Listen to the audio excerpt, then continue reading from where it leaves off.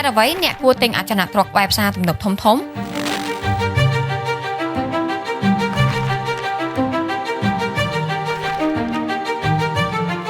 ្រោះតែមុននឹងផ្សារទំនើបខ្នាតជាសម្រាប់ចិត្តបោះទុនរាប់រយលានដុល្លារសង់សុំផ្សារទំនើបដ៏ធំមួយនៅទីតាំងកន្លែងណាមួយគេមិនមែនមើលតែដីទំនេរឲ្យទិញនោះទេគឺក្រុមអ្នកជំនាញគេបានសិក្សាស្រាវជ្រាវយ៉ាងលម្អិតនិងម៉ត់ចត់បំផុតតែម្ដងដោយទី1គឺគេពិនិត្យមើលទៅលើលំហូរចរាចរណ៍តើផ្លូវនោះគេភ្ជាប់ទៅណាខ្លះទី2គឺគេពិនិត្យមើលទៅលើដងស៊ីតេប្រជាជនតែនៅក្នុងរង្វង់5ទៅ10គីឡូម៉ែត្រមានមនុស្សរស់នៅកម្រិតណាមានបុរីនិងខុនដូចំនួនប៉ុន្មានហើយទី3សំខាន់បំផុតនោះគឺទិសដៅអភិវឌ្ឍរបស់រាជរដ្ឋាភិបាលដោយគេដឹងមុនថាក្រុងនឹងពង្រីកទៅទិសណាផ្លូវធំនឹងត្រូវបើកនៅឯណាដើម្បីធានាថាពេលផ្សារបើកទ្វារភ្លាមគឺមានតម្រូវការមានមនុស្សចាប់អារម្មណ៍និងសម្រុកមកទិញហើយនៅក្នុងវីដេអូនេះគឺយើងសូមលើកយក Aeon គឺជាឧទាហរណ៍ជាក់ស្ដែងតែ Aeon គឺជាផ្សារមួយដែលជោគជ័យនិងបានបើកឆាកជាផ្សារទំនើបល្បីមួយនៅកម្ពុជាជាក់ស្ដែង Aeon មួយកាលពី10ឆ្នាំមុនតំបន់ជុំវិញនេះគឺមិនទាន់មានខុនដូខ្ពស់ៗឬមួយក៏ការអភិវឌ្ឍអ៊ូអរដូចបច្ចុប្បន្នទេតម្លៃដីគឺចន្លោះពី1500ទៅ2500ក្នុង1ម៉ែត្រការ៉េ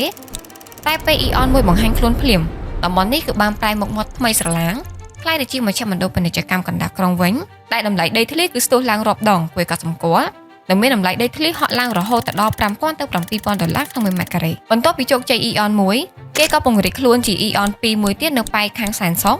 តែមនុស្សជាច្រើនធ្លាប់លន់មកថាសែនសុខនៅឆ្ងាយស្ងាត់ចងំមានតែព្រៃនិងដីវាស្មៅដោយការនោះអ្នកខ្លះក៏មិនហ៊ានទិញដីនៅទីនោះដែរប៉ុន្តែឥឡូវនេះវត្តមានរបស់ Aeon សែនសុខគឺបានឆក់យកបេះដូងអ្នកភ្នំពេញ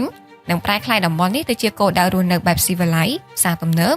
និងបុរីលំដាប់ខ្ពស់ដុះដូចផ្សិតហើយតម្លៃដីបច្ចុប្បន្នក៏ហក់ឡើងកប់ពពកដែរតែធ្វើឲ្យអ្នកដែលមិនហ៊ានទិញការនោះក៏មានអារម្មណ៍ថាសោកស្ដាយខ្លះៗដែរដីធ្លាប់តែធូរថ្លៃតម្លៃ200ទៅ500ដុល្លារប៉ុណ្ណោះហើយសូម្បីតែ5ឆ្នាំមុនគឺតម្លៃប្រហែលជាង1000ដុល្លារតែបច្ចុប្បន្ននេះក្រៅវត្តមានរបស់ Aeon 2ពេញលេញតម្លៃដីឡូនិងតម្លៃអចលនទ្រព្យល្អៗគឺបានហក់ឡើងជាងទៅដល់2000ដុល្លារទៅជាង3000ដុល្លារក្នុង1ម៉ែត្រការ៉េ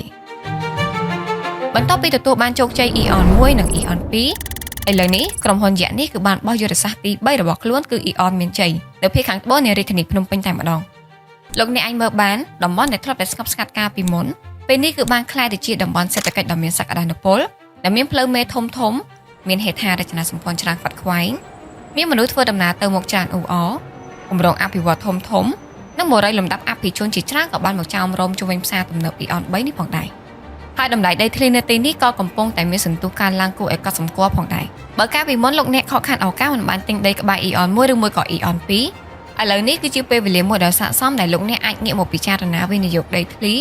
និងអចលនទ្រព្យជុំវិញតំបន់ Aeon 3ឬមួយក៏នៅប៉ែកខាងត្បូងរាជធានីភ្នំពេញនេះ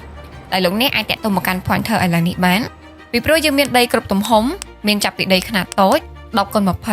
15xជាមួយនឹង25ម៉ែត្ររហូតដល់ខ្នាតហិកតាជាមួយនឹងតម្លៃពិសេសចាប់ពីជាង$600ឡើងទៅតាក់ទងមកយើងឥឡូវនេះដើម្បីទទួលបានឱកាសវិនិយោគល្អៗនៅតំបន់60ម៉ែត្រនេះ